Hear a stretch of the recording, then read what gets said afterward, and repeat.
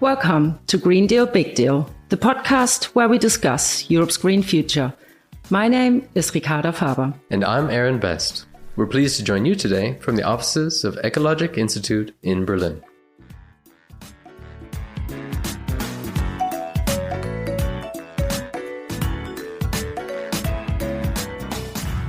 In today's episode on the EU Green Deal, we talk about renewable energy and its role in the EU's ambition to become climate neutral by 2050.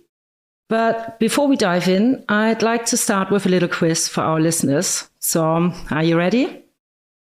Energy from renewables has become the cheapest form of power today, as the deployment of renewable technologies has increased over the last decade. So here's the question. Can you guess by how much costs for energy from solar photovoltaics have dropped between 2010 and 2021? Is it A, 29%, B, 39%, or C, 88%? Aaron, what's your guess? Okay, well, this is an area where I know it's changed quite a bit. So I'm actually going to guess the high number, 88%. Yes, you're right. According to the International Renewables Energy Agency, the cost of new large-scale photovoltaic projects declined by 88% between 2010 and 2021. So we're looking forward to learning more about renewable energies. And today on our podcast, we're joined by two experts in renewable energy policy. Professor Johan Lilliestam leads the Energy Transitions and Public Policy Group at the Research Institute for Sustainability in Potsdam. His work focuses on policies, strategies, and instruments for a transition to a climate-neutral energy system. Also joining us is Dr. Andrzej Ancygier, a senior climate policy analyst at Climate Analytics and instructor at Freie Universität Berlin. He has worked on European energy and climate policy since 2008, with a particular focus on the transition towards a low-carbon economy. Johan and Andrzej, welcome to Green Deal Big Deal. Thank you. Thank you for the invite. I'll start this off with a question for both of you. Can you tell us, why is it so important to make the transition to renewable energy? Andrzej, do you want to go first? Sure, I'm happy to. So there are many reasons why we should be developing renewables, and climate change, air pollution are the obvious ones, but I think there are some reasons that's been underappreciated for a long time. 2022 was a wake-up call because energy is also quite a big cost of our economy. And we realized this 2022 when we spent 694 billion euros on importing fossil fuels from other countries. That was roughly 3 times as much as we invested into renewables and clean technologies in 2021. It's 4.4% of our economy. And we can just think what kind of a push that would mean for the economy if we're relying on renewables, on domestic energy sources that are clean. And that's actually renewables. So the EU is actually condemned to renewables. The other low cost or low fossil fuel energy sources would be nuclear. And that's out of question for a number of reasons. That's, for example, the price, the inflexibility, the political, social issues with nuclear energy sources. So actually it's, renewables. That's the main source of energy that will be dominating in the future. I, of course, entirely agree to that, Andrzej. It's not only that renewables are beneficial for all of these things, it is also the only way that we can achieve climate neutrality. Without renewables, it's not possible to do so. We can increase our energy efficiency and save energy here and there, and there are quite big advantages of doing so as well. But without really increasing the supply of renewables to 100% or almost 100%, climate neutrality is impossible. So we have to. So it's good that all of these other advantages that you mentioned are there as well, right? It strengthens the case for renewables, and renewables are now here to stay. So we better get used to it. So we're going to be speaking quite a bit about the present and the future, but let's talk a little bit about history before we get into that. The development of renewable energy technologies has been taking place for decades now. So what do you see as some of the most important milestones along the way in terms of both technologies and then also market adoption? And how has the speed of that adoption changed in recent years? Johan, let's start with you. In my view, there are 2 big changes that have happened relatively recently. And they are so recent that I don't think they have really entered the mindset of many people, politicians and citizens and scientists alike.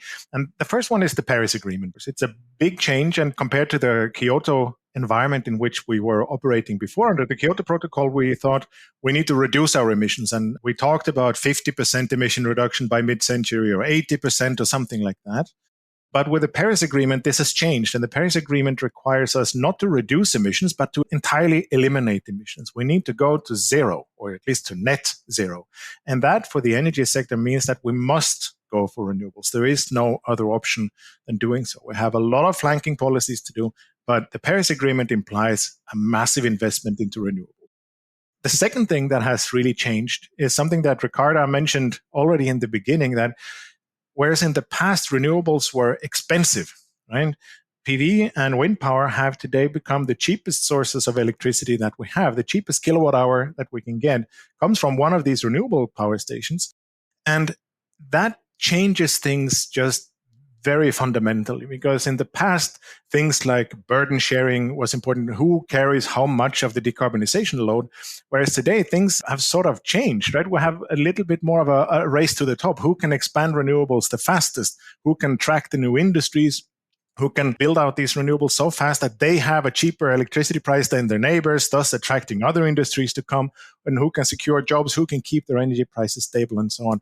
So this has really been a tipping point because of this cost switch. Before, fossil fuels were cheaper than renewables. Today, it's the other way around. And that entirely changes the political case for renewables.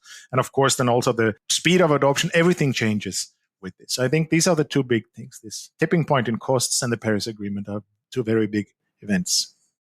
I would take a step backward even before 2000. And I would do it not because renewables played the role, but because they were a niche product back then. And we did have some visionaries. We did have some idealists. We did have some, farmers playing with something that turned out to be a wind turbine after a while. So it came not out of nowhere. And this is something that we need constantly and we will need in the future because, yes, renewables are now the cheapest source of energy and the guarantee of independence, the guarantee of energy democracy as well, when you can choose your electricity generation. But we will need another bunch of innovations and compilation of different solutions as well to take us to climate emissions neutrality in the future as well. So we cannot forget those who've been well ahead of their times. And that's one point. Another point, there is a lot of talk about the 2010s being kind of the lost decade in terms of decarbonization in Europe. But it's exactly what Ricarda mentioned. This radical decrease in the cost is what happened in that decade. And that was a game changer. The industry scaling up by China of renewable energy sources, especially solar energy, was a massive acceleration. But in Europe, we made the mistake of actually slowing down development of certain technologies of renewables by some countries. Germany, 2013, 2012, 2013, scaling down support for solar energy, 2019 for wind energy, not to mention other countries, Spain, Poland for wind energy, 2015. So somehow not all countries benefited from this massive decrease in the costs. And that's quite a big mistake that we paid a lot for in 2022. Not yet, I would add, Andrzej. They have not benefited yet. And many countries have not done so yet. But because of these cost reductions, all countries in the world can, even Poland, can access cheap renewables if it just decides that this is what it wants to do. And I want to put out a bold hypothesis out there. You said the 2010s were a lost decade in many respects. I would disagree. And I think when we look back on this time in, in 2035, 2040, when we're old and wrinkly or wrinklier than today, then I think we will say, at least for the energy sector, the late 2010s and the early 2020s, so right now, is when the transition happened. I'm willing to bet a nice bottle of wine on that. Also, that's a win-win situation because worst case, I pay wine and then we have a nice glass of wine. But still, I think this is what we will see when we look back on this time. Well, thanks for pointing out that new wrinkle in things, Johan. I'm sorry. It's true, though. So now that you've walked us through the major developments and changes that happen around renewable energy, can you help us understand the current regulatory framework? Which policies or directives has the EU put in place to actually support the uptake of renewable energies? And how has the issue been addressed in the EU Green Deal?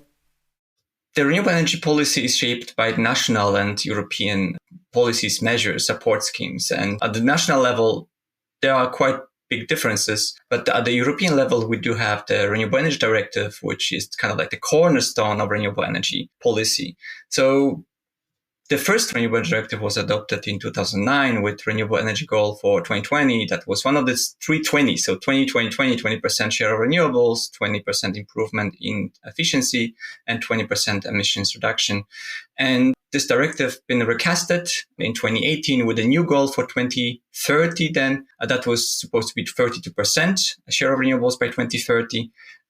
With the new emission reduction goal of at least 55% by 2030 came a new goal for the share of renewables at 40% proposed by the Commission in 2021. Then Russian invasion of Ukraine resulted in an upgrade of this goal. Commission suggested 45%.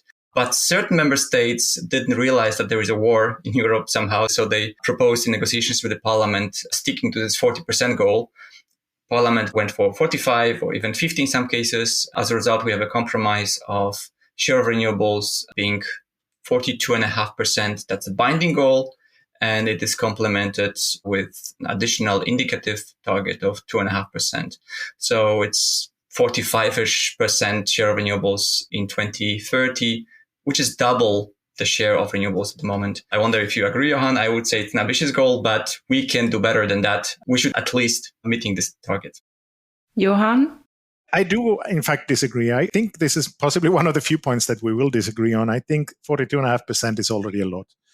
And let's see, come 2028, whether we are on the path towards that. But the fact is that we are not on track at the moment to meet 42.5. So I don't think that raising the ambition even further at this point is particularly useful, but rather risks creating, let's say, dissatisfaction and a loss of enthusiasm. But in the end, it doesn't matter because this target means as fast as possible.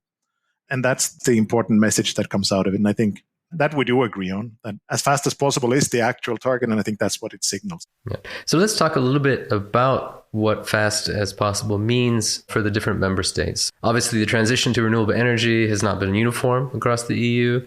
And how does that picture differ across EU member states? How would you assess the progress made by EU member states? Which countries are leading the way?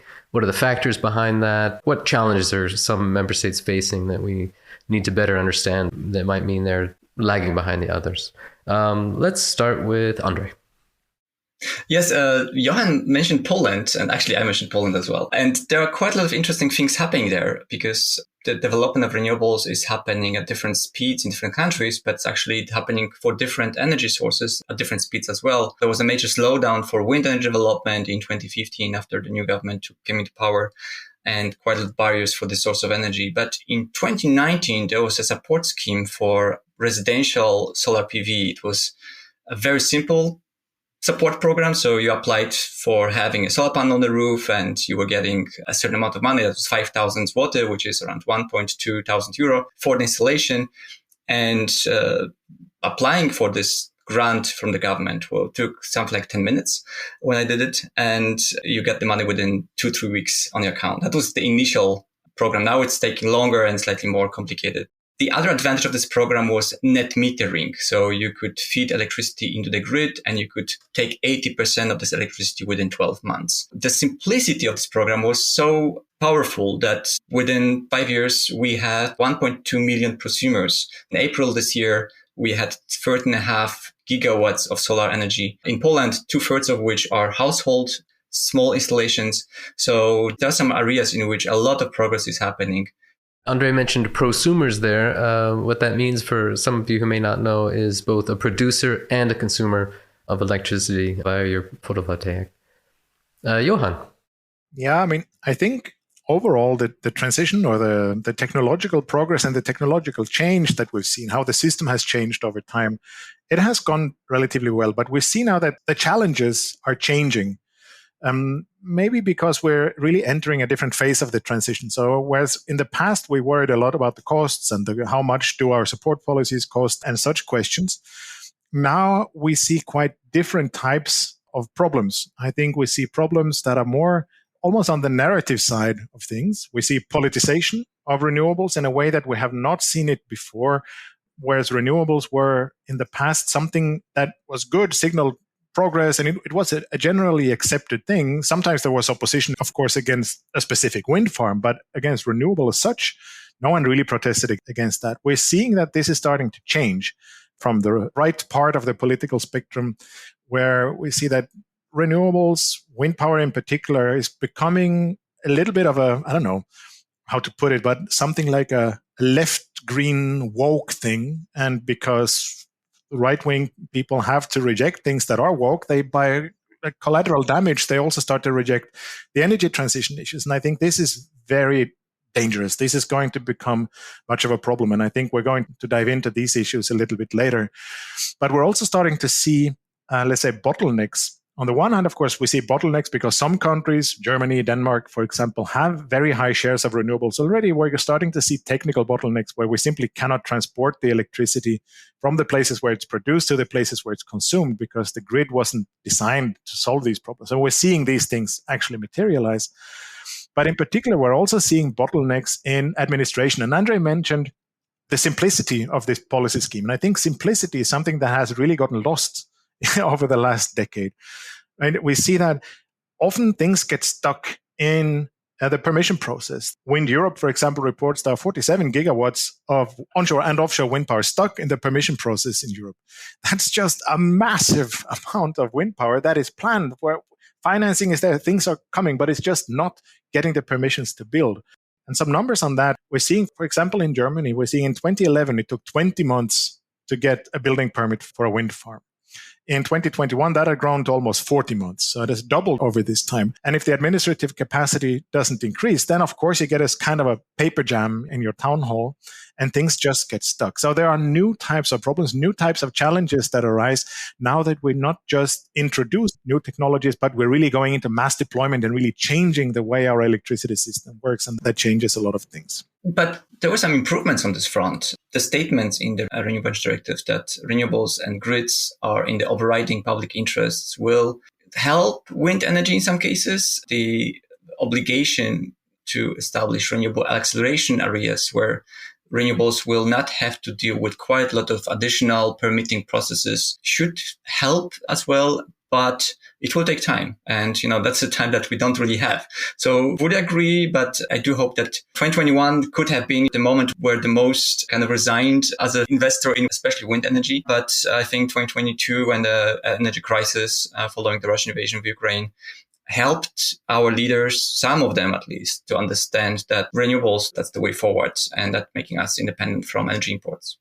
That's true. But I have to comment on this one because it's very important. Because, in the past, we discussed about the policy schemes for paying for wind power, paying for solar power. This was important in the past. This is now not the key. But the permission stuff is indeed key. And there are new rules coming out of the Repower Europe package saying that every member state has to assign go-to areas where wind power or where solar power has an overriding interest and simplified permission processes. And the authorities have up to 12 months time to decide, either accept or reject a project. And that is all good. I think that's a very good idea. The problem is, are we able to do it or not? Because you can set this limit of 12 months as much as you want. If you don't have the staff in the town hall to handle the application, it will not help. Because they're not dragging their feet. That's not the problem. The problem is that it's too complicated and there are too few people. So that then means that we need to shift people from other departments in the town hall or whoever is the authority permitting these things so that we may meet the 12 months for wind power, but we will not meet whatever time requirements we will have for something else, for new tram lines or daycare centers or streets or whatever permissions are handled by the same authority. So possibly we're just shifting things. So I think it's a good policy. But I think the jury is still out on whether it will actually work or not. And we'll see. I think we don't know because we haven't tried it yet. And we shall see in a couple of years. I would still say it's a matter of political will. The wind turbines got bigger, but not necessarily much more complicated. And still the permission process quadrupled over the last decade or so. That's right. And we installed, 5, 6, 7 gigawatts per year in Germany a decade ago. Now, 2021, we had how much? 1, 2. So I think we've been blocking ourselves. This is changing at the moment, at the EU level, at least. What is missing is still the political will. I'd like to stay with this topic of main challenges and overcoming them, specifically how they get in the way of the scaling up needed. So we've mentioned complexity, you've mentioned delay, and the need for more administrative capacity, political will. Are there any other main challenges that are really in the way? So be that technical, political, administrative? So I would go back to something that actually Johan mentioned, the lacking grid flexibility or lacking connections. This seems to be quite a big challenge. So at the beginning of July, on a Sunday, we had a windy and sunny weather, and we had prices in the Netherlands of minus 500 euro per megawatt hour. If you could consume electricity or store electricity, take it from the grid, you were paid 500 euro per megawatt hour. So this is, well, opportunity, but also a challenge, obviously, especially since a year from now, we will have additional 12, 13 gigawatts of solar energy in Germany only. This is something we have to find a solution for in terms of flexibility, grid development. Yeah, that's kind of like a no-brainer, but it does take some time as well to develop the grid. The plans are there and there were many acceleration programs, but somehow the grid development accelerates. So we have to find a way to encourage consumers to consume electricity when it's cheap. You know, if you were back then, you were actually paid to charge your car if you had the tariff that would take account for this negative price. So we have to just improve on that one and make our electricity grid just much more flexible. I agree. I think the grid is it's the ugly duckling of the energy transition, right? Well, I don't know if we needed the ugly duckling, but we're going to need the grid. And no one really wants to touch it. It's a hot potato that many people object very strongly to. I mean, these are issues that we have been raising for 15 years. For my entire career, one of the first things I worked with was with power lines. And we said, we need these power lines. We need HVDC, high voltage direct power lines, crossing long distances, crossing borders, possibly crossing entire countries. We need more interconnectors between countries, and nothing has happened. We're not really building anything. And I think if we have an overriding interest for wind power, we have an overriding interest for the production of energy, why not have an overriding interest for transmission lines in particular as well? I think that is something that we're going to need, because without the grid, all of this, it's not going to work particularly well. But I also think we need to make sure that we manage the entire energy transition, right? So PV and wind power are now cheap. PV and wind power are flying by themselves. They are standing on their own legs. They are going to be fine. But we also need other technologies. We need these flexibility options to balance out the power system when there is no wind and or there is no sun. And that means then we don't need to only keep on deploying these two technologies. We need further technologies, and we need dispatchable ones, and we need storage. But I think the dispatchable technologies, they're a little bit uncool nowadays, right? So we talk about PV, that's a cool technology. We talk about battery storage, that's cool, right? But other technologies, pretty unsexy ones, geothermal, or biomass power, or concentrating solar power, all of these sources that can provide on-demand electricity, they have sort of fallen off the political agenda. And that is a big mistake, because we are going to need these backup technologies. We're not only going to need intermittency, we're not only going to need storage, we're going to need these as well. They are more expensive on a per kilowatt hour basis, but they fill a completely different purpose in the power system. So they are also more valuable than the cheap PV and wind technology. So I think the dispatchability and the dispatchable technologies is something that will need to come now in the second phase of the transition. I'm not yet seeing that it is happening, but I do believe that it will have to happen. Yeah. So you mentioned dispatchable, and not all of our listeners may be familiar with that term. So in a nutshell, exactly. Dispatchable means it's a power source that I can turn on and off depending on how much we need it. So a gas power station, I can turn it on and off more or less to adapt to the demand. Whereas a PV station, a PV array on my roof, it produces electricity when the sun is shining, regardless of whether we need that electricity or not. Right. So these things function as complements to one another to balance the grid. Exactly. We've already talked a little bit about renewable technologies. And what do you think are actually the most promising ones looking ahead, apart from the ones you've just mentioned? Or are there actually any early stage technologies that you're particularly interested in? And how can we actually ensure that they break into the market and stay in the market and mainstream? What policy instruments do we need to support this? So maybe I would start with a statement that I'm not expecting any breakthrough, or like the breakthroughs happen, right? The solar panels are getting more and more efficient. Wind energy is more efficient as well, but also going offshore. And then we have floating wind and floating solar as well. But when I go to my cellar and when I look at my electricity meter, it's a Ferrari meter that I know from my childhood. And that's been quite some time ago. We're talking about artificial intelligence, about ChatGPT stealing our jobs. And we're using technology from the 1970s, 1980s, which doesn't allow me to, contribute to the grid and maybe save some money by doing my washing at 12 or 1 p.m. when we have another sunny and windy day.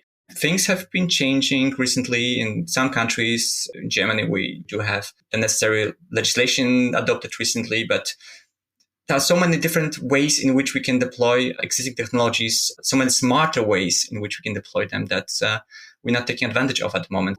But okay, I will mention a technology that I found cool. It's not, so original, but there is a floating solar in the Netherlands. And the originality of this one is that it's round. So it is just following the sun. It can easily generate 40% more electricity from the same space. I just find this quite cool idea that you have floating solar, which is just turning around and following the sun. I agree. I think, and I mean, we laugh because you say, oh, this is cool, so we should have it. But I think the coolness of technologies is actually important for their breakthrough. I think if PV hadn't been cool, if it hadn't been Einstein and all of these, it hadn't been just cool and fascinating, we would never have supported it in 1990 because it was just madly expensive. It made absolutely no sense, but it was cool, so we did it anyway. So I think the coolness is something. And I would like to comment on your idea on this flexibility of demand. I, of course, agree. We need to make demand more flexible. I think one of the things to look out for is concentrating solar power. It remains a really big option, in particular for Southern Europe, for any sunny country and for any desert country. Of course, we don't have deserts in Europe, or not yet, at least. Maybe in 20 years, we shall see. But this technology works with solar energy, but with the heat of the sun. And it collects the heat of the sun using big mirrors and collects it into a tank of molten salt or of some other material that can store this energy. And you can use it immediately to generate electricity if you want, or you can store the heat and use it with very small losses at night or next week or whenever you think that you're going to need this electricity, whenever there is value in producing electricity from this storage. And this is a technology that it was hot about 10 years ago or 15 years ago. The Germans will know it under the Desert Tech vision, where we thought we're going to place massive amounts of these in the desert of North Africa and import that electricity to Germany. Of course, the Germans unfortunately forgot to ask the North Africans and also the Spanish if they want to transmit this electricity to Germany. So that vision died, but the technology is still around and the technology is evolving. In particular, the Chinese are now building it, but they're not building it as this bulk generation technology as we thought it would be 15 years ago. They're building it to include it into, they call it multi-energy complexes, where they have a big wind farm or a big PV array. And when I say big in China, starts with 1,000 megawatts, right? This is a size that doesn't exist in Europe, but that's when they start to think about stuff. And they now have laws in place saying you can build these things. And when you build these big multi-energy complexes, you must have storage. And CSP is then built to store this electricity, excess PV electricity, in the form of heat. So they build these CSP stations as we've seen them in the past, but with very small solar fields and with very large storages in order to use the excess electricity and feed it back into the grid at night or next week or whenever we can anticipate that there's going to be a lull in the wind or a sandstorm or these things. And this is going to be key, finding the ways to get balanced PV in particular, to get rid of the excess supply and to fill the gaps, especially after sundown when the demand is still high. It's going to be central. And CSP can fill exactly this gap. And in order to get that, we need to change our policy settings a little bit. At the moment, we're only rewarding kilowatt hours, so the amount of energy that we feed into the grid. We need to also reward the time when we feed this energy into the grid. Maybe just a point on who should be doing that. Because you mentioned China as an operator of this plant, you have to also make sure that you take care of the storage, which, may be fine in terms of large scale plants. But in Germany, for quite some time, we had the idea that, you generate solar power, you have to take care of it in your household. Maybe that's not the best way to do it. So I mentioned the support mechanism in Poland for solar energy, so that you get 80% of this electricity later in the winter, right? So, from the system perspective, one could say, you're generating plenty of solar and then in the winter you're getting plenty of coal electricity, right? So it doesn't make sense from emissions point of view. It does. Households don't really have wind turbines usually in a backyard, but most of them don't at least. But, the system does have them, right? So solving this issue of storing electricity at the country level or the system level would simply be much more efficient, right? So yes, we do need these policies that would reward also the flexibility and ability to generate electricity when there's not much of it in the grid and consume electricity when there is way too much of that. I do think that, the price difference between 8, 9 a.m. and noon, for example, could already be a trigger when the price goes down from plus 150 euros to minus 200 euros within a few hours. That's already triggering certain behaviors in terms of the bigger players. So I'd like to turn to some of the current political debates that are going on, make sure we characterize those for our listeners. What do you see as the current political debate, and is that the right conversation that's happening? What do you think could be brought in at this window of time to further the cause of renewable energy adoption? Johan? I think, at least on the European level, we're doing pretty well, I think. As mentioned, I think there are some gaps still, and in particular, the flexibility issue is still just unsolved. So not only have we not yet implemented the various flexibility options that we're going to need, we also don't have any policies to fill them. And that's a big gap. No country has very particularly detailed or any targets at all for how to solve this flexibility issue, whereas many or most countries have pretty detailed countries of how much PV do we want, how much wind power do we want, and so on. But they're not really addressing this gap, the flexibility gap, possibly because the technological solutions to this were not present so far. So it's hard to define a political strategy. If you don't know exactly what you're going to do, then you might as well not have a target for it. But now these options are coming. Batteries are becoming an option. Thermal storage is already an option, but it's also becoming visibly an option. And these dispatchable sources are starting to evolve, right? We have biogas, we have biomass power stations already in Europe, but we're running them in the wrong way. We are not running them to fill the gaps of PV and wind. We're running them to generate kilowatt hours because that's how we remunerate them. And we need to change that and so on. So there are some things to think about, not only deployment of new stuff, but how do we operate it and really think from a systemic view, how are we going to create a functioning system? And not only how are we going to get as much PV as we can. And I think that is what now is meant with as fast as possible. How do we transform the entire system as fast as possible? And not only how do we get 1,000 gigawatts of PV as fast as we can. Maybe just in terms of the solutions, because I think we had the solutions for a long, long time. We just didn't deploy them because we had a cheaper alternative. So in California, for example, there is a policy, or the policy was introduced already 2011, 2012, where the operators of the utility companies had to develop storage, which was a certain percentage of the capacity. There was obligation, and they actually overachieved this obligation by 2022. In Europe, we didn't have it because, well, if there is no wind, if there's no sun, you just burn cheap Russian gas. That was the approach until 2021, right? So it was not really forward-looking approach, and one which actually slowed down the deployment of storage and other ways to manage the grid. And we are catching up now, or we have to catch up, because the Russian gas is luckily gone, not be there again. And the LNG is cheaper than it was a year ago, but it will never be as cheap as Russian gas. So yes, we have to think about storage. And yes, we have to think about storage because obviously we have to get rid of all fossil fuels from our energy sector. But going back to your question about the current discussions and controversies by the policymakers, what's been the major topic discussed currently, I would say, after realization how dependent we are on fossil fuels, there came the realization how dependent we are on clean technologies as well. Solar energy, wind energy, batteries, electric vehicles developed in China. And then there's this combined with the IRA adopted in the US, has all contributed to some European policymakers waking up and saying, hey, we have to get back clean industry back to Europe as well. We have to become much more independent also in the clean technologies. For heat pumps, for example, Europe is the leading one. Europe is the one where the most investment is happening in new capacities, not in terms of deployment. Again, cheap gas was the main issue back before 2022, but it is the leading one in terms of developing new manufacturing capacitors for heat pumps, for example. So some things are happening in this regard to make up for this dependency, not only in terms of fossil fuels, but also in terms of manufacturing of clean technologies. Heat pumps is a good keyword here, because I mentioned earlier something about the politicization of renewables and the politicization of climate policy in general. Germany has just now gone through a period of discussing heat pumps, and that, as a political scientist, I can use, I think the correct term for this is that this debate has been completely bonkers. It's been just completely stupid discussion about heat pumps and how horrible heat pumps are and the wokeness of things and the government being, I don't know, all the way to socialist movements trying to force us to use heat pumps and so on. I said, come on, I mean, this is on the one hand, it's physics, and heat pumps are just super good. And on the other hand, it's just economics. They are also, for most applications, the best option that we have.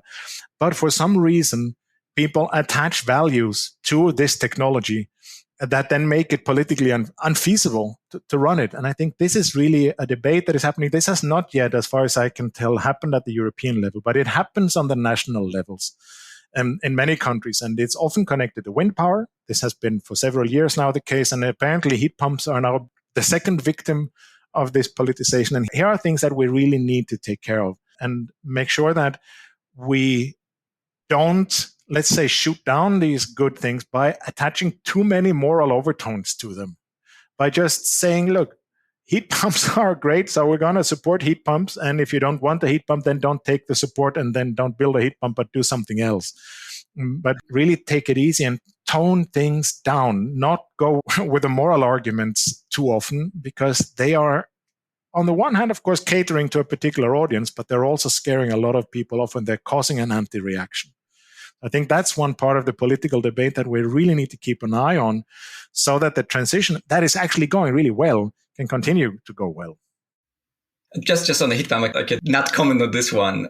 I do agree very much that heat pumps is the most efficient way to heat your home. And I do have a first-hand experience of using heat pump in a home built 100 years ago. And, we didn't really have to kind of completely demolish it and build it from scratch, as would have been kind of like suggestion by some politicians in Germany. It's working perfectly well, although, I was quite scared when we did install it. So, and I'm just wondering, why is Poland ahead of Germany in terms of installation of heat pumps and doing quite well? So somehow there are many things politicized in Poland, but somehow, luckily, the heat pumps haven't been. And that's so far, but if you have one, you just don't believe all these arguments that, you will freeze to death in the winter and something like that. No, it's working perfectly. And my family members moved from coal to heat pumps. And, it's such a huge improvement in the quality of life in the energy bills as well. And it's just cool. It's fascinating technology.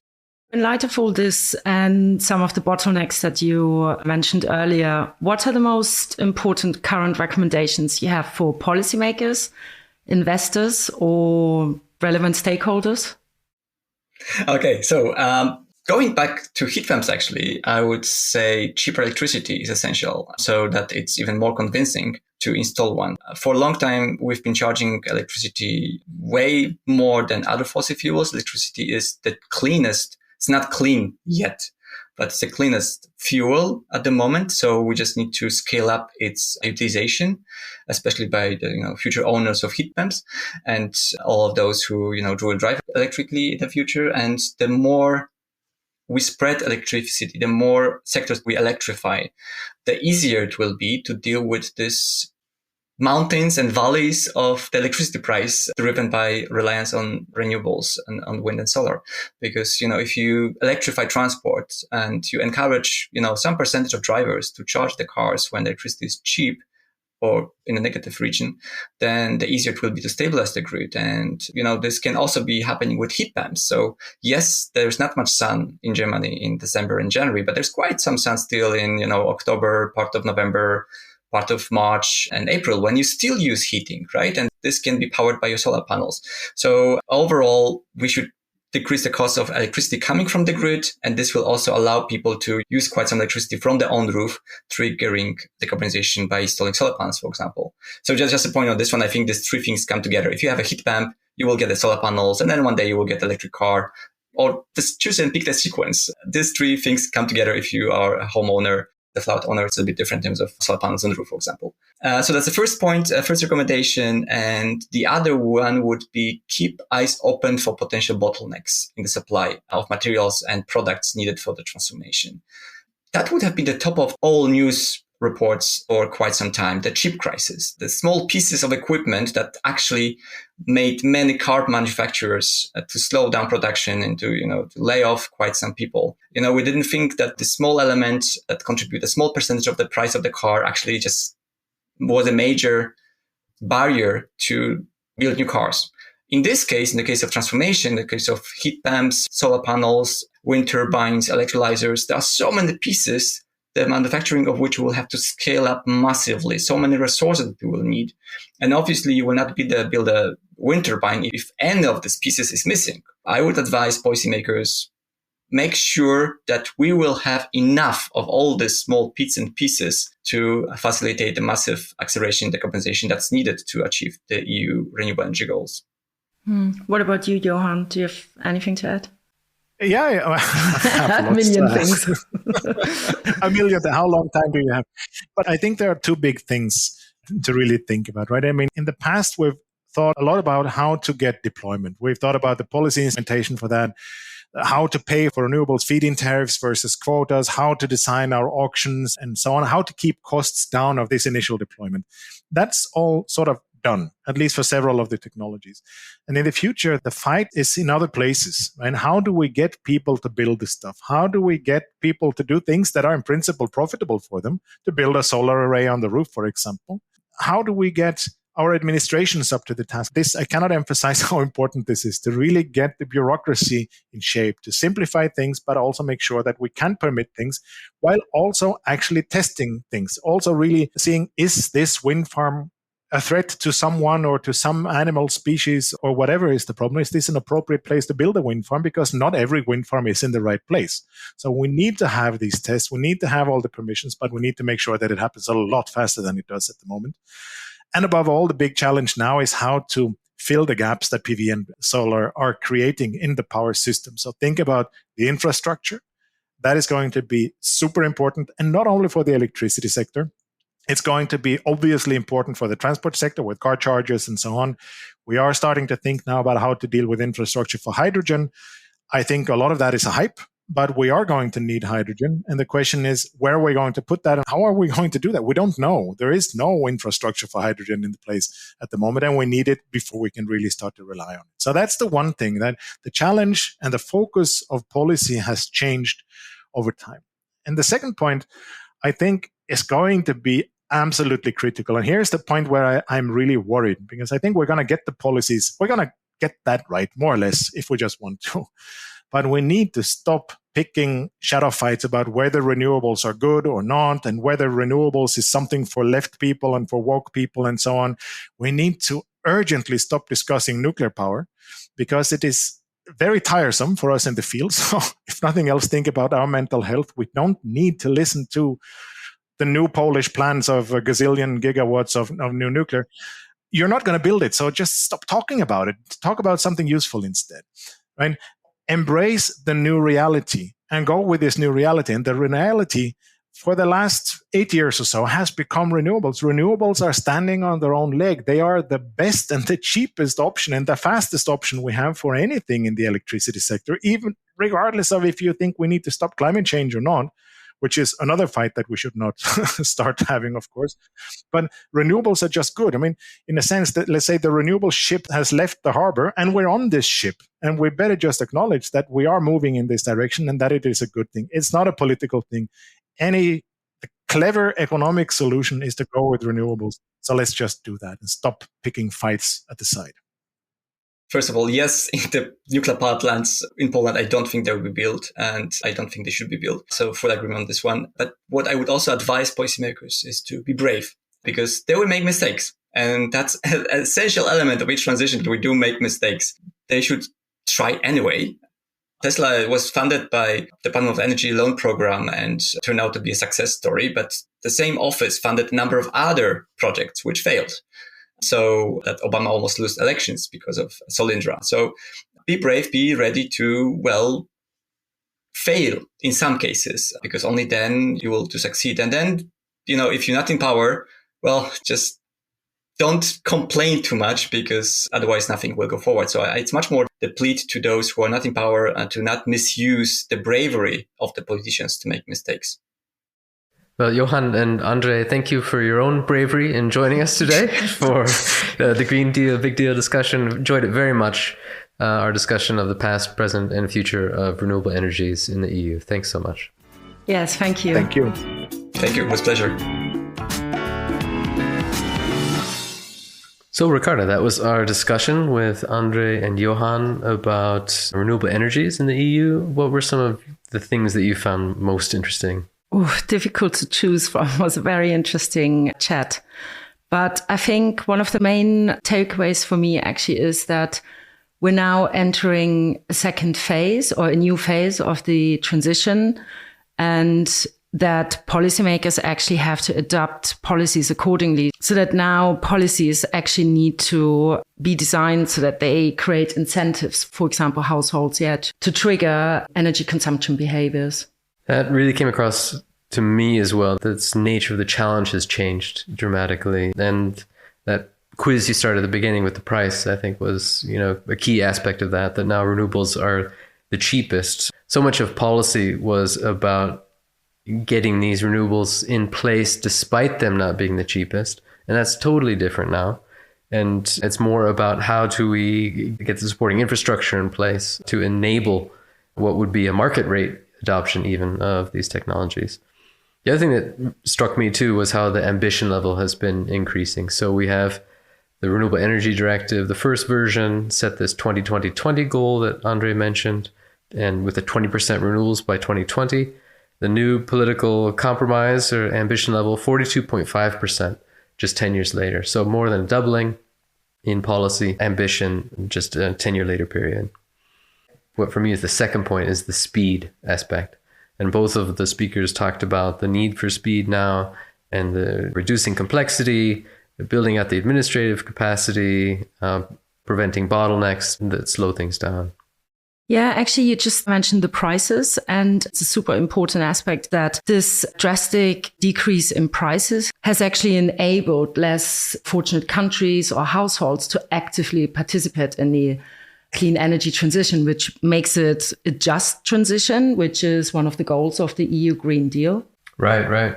And also, you mentioned some of the bottlenecks. These are often things that we don't think about because immediately when you mention renewable energies, you just think of actually the energy supply, energy production, and the technologies. But we also need to address these administrative bottlenecks and the whole permitting issue, and to actually have these big wind farms and big wind technologies to actually have them in place. Mm-hmm. Yeah, so they mentioned, some of these sort of hard challenges, preventing and addressing bottlenecks, building out the grid. I thought what was also interesting was discussing some of the soft challenges in the sense of sort of cultural and social things, like changing norms and how difficult that is to do, and as well as avoiding the sort of unnecessary identity politics aspect that seems to be creeping into some of these debates about technologies that are really, in the end, going to be cheaper to deploy than the fossil fuel-based ones that they're replacing. Yeah, actually, maybe here I can cite Johan. As he said, it's just bonkers. Let's just stop discussing whether renewables are good or bad. I mean, they are here. We have them. So let's just use them. Yeah, I think one debate we will see going forward is the grid aspect. And I find that interesting from an environmental policy standpoint, that there are some trade-offs even within environmental values that, we need to balance well, make sure that we build out the grid in a way that is not harmful to some other environmental goals that we have. Yeah, sure. Yeah, it's also, the grid is also important. I think it was Andrzej, he mentioned prosumerism and smart meters. And, even if we have the smart meters involved, without a proper functioning grid and a fit for purpose grid that actually can deal with the volatility of renewables, then, because such a big opportunity as well to empower energy users on the local level. So yeah, we definitely need strong infrastructures. Well, that was a very fun conversation, I thought, as well. That's my other takeaway, just as a back and forth. I thought very lively, very interesting to have these two experts interacting in this way. Yes, it was great. Well, thank you for tuning into our podcast today, which was actually the 11th episode so far. So yay! We hope today's episode helped you get a better understanding of the ambitions and challenges around the clean energy transition. And of course, we also welcome you to join our webinar series. You can learn more about it and sign up for upcoming webinars on our website greendealbigdeal.eu. To be notified about upcoming webinars and podcast episodes, you can follow our Instagram channel @greendealbigdeal.